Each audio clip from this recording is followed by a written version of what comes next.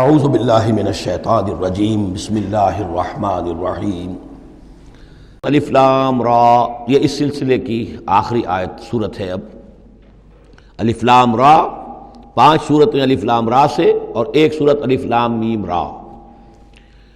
تلک آیات الکتاب و قرآن مبین، یہ اللہ کی آیات، اللہ کی کتاب کی آیات ہیں اور قرآن مبین کی آیات ہیں۔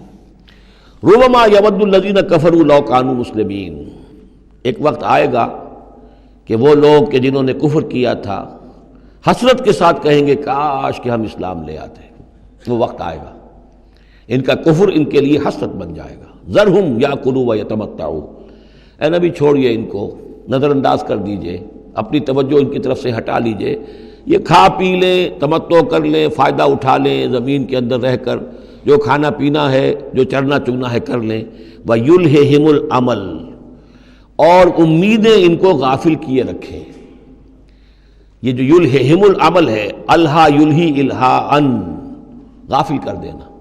حدیث میں آتا ہے ما قل وکفا خیر مما کثر والہا، اگر کوئی شے کم ہے لیکن کفایت کر جائے، آپ کی ضرورت پوری ہو جائے، یہ اس سے کہیں بہتر ہے کہ زیادہ ہو اور وہ غافل کر دے۔ اگر زیادتی ہے، فراوانی ہے، رزق کی سر و سامان موجود ہے، ہر چیز، کوئی ضرورت کبھی اٹکتی نہیں، تو اللہ یاد نہیں آئے گا، اللہ سے غفلت ہو جائے گی۔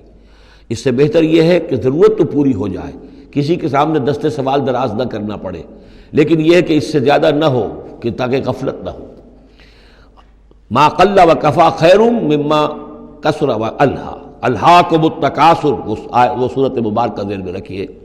وَيُلْهِهِمُ الْعَمَلُ، طول عمل کہلاتا ہے، یہ انسان لمبے لمبے نقشے بناتا چلا جاتا ہے، میں یوں کروں گا، پھر ایسے کروں گا، پھر اس طرح کروں گا، پھر اس سے یہ کہ وہ کارخانہ بنا لوں گا، پھر ایک اور کارخانہ بنا لوں گا، یا یہ کہ اپنے پروفیشن کے اندر یہ کام کروں گا، اس طرح آگے بڑھوں گا، اسی میں مگن رہتا ہے، زندگی ختم ہو جاتی ہے۔ فَسَوْفَ يَعْلَمُونَ، تو ان قریب انہیں معلوم ہو جائے گا اور انہیں حقیقت جو ہے ان پر منکشف ہو جائے گی۔ وَمَا أَهْلَكْنَا مِنْ قَرْيَةٍ إِلَّا وَلَهَا کِتَابٌ معلوم، اور ہم نے کسی بھی بستی کو ہلاک نہیں کیا مگر یہ کہ اس کا وقت معین تھا، لکھا ہوا، اس سے پہلے وہ عذاب نہیں آیا۔ مَا تَسْبِقُ مِنْ أُمَّةٍ أَجَلَهَا وَمَا يَسْتَأْخِرُونَ، اور جب وہ وقت آ جاتا تھا تو نہ کوئی امت وہ اس سے پہلے آگے بڑھ سکتی تھی اور نہ وہ پیچھے کر سکتے تھے۔ وہ وقت تو معین ہے اللہ کا، تو نہ وہ پیچھے کر سکتے ہیں نہ امت آگے بڑھ سکتی ہے۔ وَقَالُوا يَا أَيُّهَا الَّذِي نُزِّلَ عَلَيْهِ الذِّكْرُ إِنَّكَ لَمَجْنُونٌ، اور بڑی ڈھٹائی کے ساتھ انہوں نے کہا اے وہ شخص جس کا یہ گمان ہے کہ اس پر ذکر نازل ہوا ہے۔ یہ ترجمہ میں کر رہا ہوں، ورنہ لفظی ترجمہ کیا ہوگا؟ اے وہ شخص جس پر ذکر نازل کیا گیا ہے، إِنَّكَ لَمَجْنُونٌ، ہمارے نزدیک تو تم مجنون ہو، تمہارا دماغ خراب ہو گیا ہے، تم پر جن کا عصیب کا سایہ آ گیا ہے، یا تمہارا دماغی توازن صحیح نہیں رہا۔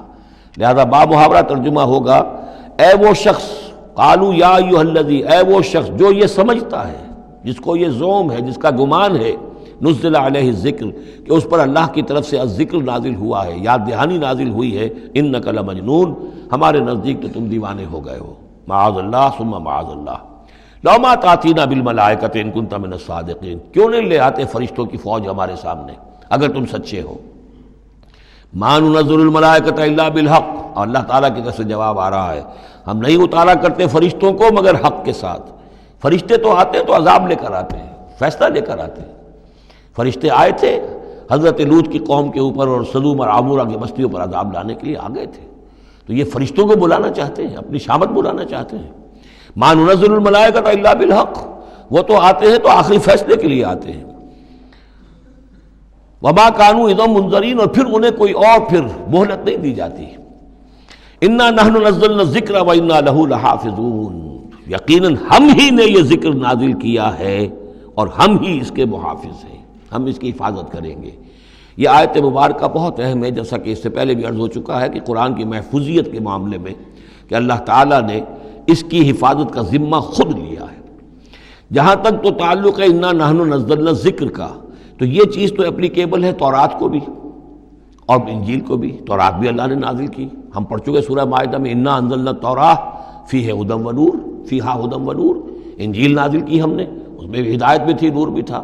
لیکن دوسرا ٹکڑا انا لہ لحافظون، ہم ہی ہیں اس کی حفاظت کرنے والے، یہ صرف ایکسکلوسیو ہے معاملہ قرآن کا۔ اس کے سوا کسی اور صحیفہ آسمانی اور کسی کتاب سماوی کو اللہ تعالیٰ نے ضمانت نہیں دی۔ اور اس کی وجہ یہی ہے کہ اصل ہدایت نامہ جو ابدی ہے، جو کامل ہے، وہ ابھی آنے والا ہے۔